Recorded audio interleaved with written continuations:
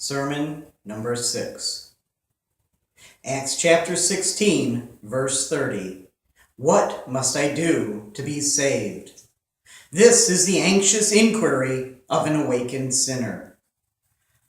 By an awakened sinner, I mean the man who knows what sin is, and who painfully feels that he is a sinner, and as such under the curse of God, and in danger of hellfire.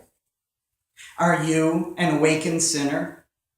Alas, all men are naturally asleep, insensible of their danger, and so continue till they are roused up out of their carnal slumbers by the word and Spirit of God.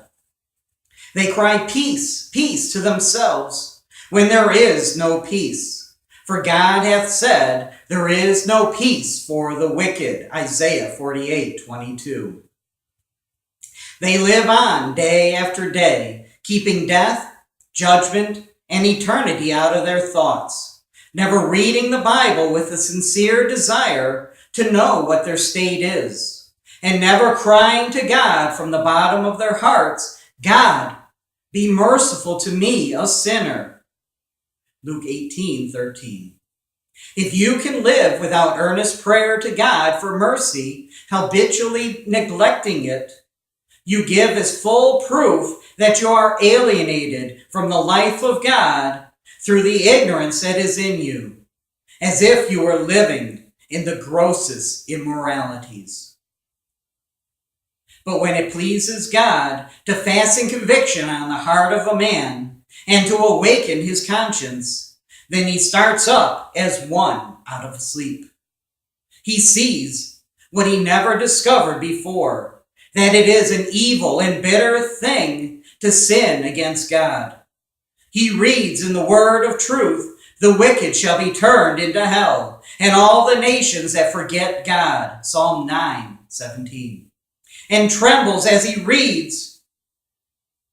He acknowledges, "I have forgotten God and sinned against him." And being convinced that the wages of sin is death, he asks, "How shall I escape the damnation of hell?" Such a man is deeply in earnest as he makes the inquiry, "What must I do to be saved?" He feels that his all for eternity is at stake.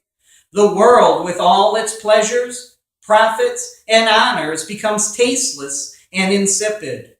It cannot give ease to his aching heart, nor heal his wounded conscience. He now begins to pray.